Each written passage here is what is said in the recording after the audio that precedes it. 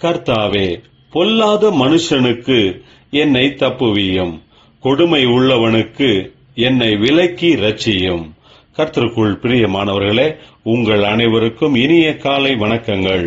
இன்றைய வேதவசன தியானத்திற்கென்று நாம் தெரிந்தெடுத்திருக்கும் வேத பாகமானது எரேமியா 42 அதிகாரம் 6 வசனம். அது நன்மையானாலும் தீமையானாலும் சரி, எங்கள் தேவனாகிய கர்த்தரின் சத்தத்துக்கு நாங்கள் கீழ்ப்படிவதினால் எங்களுக்கு நன்மை உண்டாகும்படி நாங்கள் உம்மை அனுப்புகிற எங்கள் தேவனாகிய கர்த்தருடைய சத்தத்துக்கு கீழ்ப்படிந்து நடப்போம் என்றார்கள். பிரியமானவர்களே, இன்றைய வேத தியானத்தின் தலைப்பு விசுவாசம் மற்றும் கீழ்ப்படிதல் என்பதே. கர்த்தருடைய தீர்க்கதரிசியான எரேமியாவினிடத்தில் எல்லா இராணுவ சேர்வைக்காரரும் கரேயாவின் குமாரனாகிய யோகனானும் அவனோடு கூட சகல ஜனங்களும் வந்து நின்றார்கள்.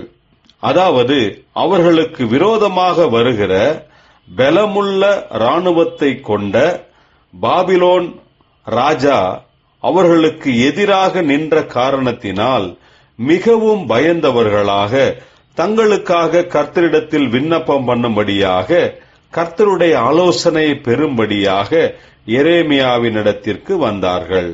ஏனென்றால் எகிப்துக்கு தப்பிப்போனால் சுகமாக இருக்கலாம், இல்லை என்றால் இங்கேயே தங்கியிருந்தால் பாபிலோன் ராஜாவுக்கு முன்பாக தாங்கள் மடங்கடிக்கப்படுவோம் என்பதினால் எரேமியாவின் முன்பாக வந்து கர்த்தரிடத்தில் விண்ணப்பம் பண்ண சொன்னார்கள்.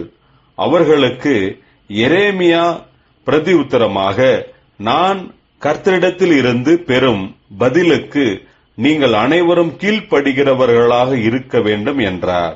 அதற்கு ஜனங்கள் எல்லாரும், கர்த்தரின் பிரதி உத்தரம் எங்களுக்கு நன்மையாக இருந்தாலும் சரி, தீமையானாலும் சரி, நாங்கள் அதற்கு கீழ்ப்படிவோம் என்றார்கள். ஏனென்றால் கர்த்தருக்கு கீழ்ப்படிவதினால் தங்களுக்கு நன்மை உண்டாகும் என்பதினால். பிரியமானவர்களே, நாம் அநேக முறை கர்த்தரிடத்தில் ஜெபிக்கும் போது அவரிடத்தில் இருந்து கிடைக்கும் பதில் நமக்கு நன்மையாகவே இருக்க வேண்டும் என்று எதிர்பார்க்கிறோம்.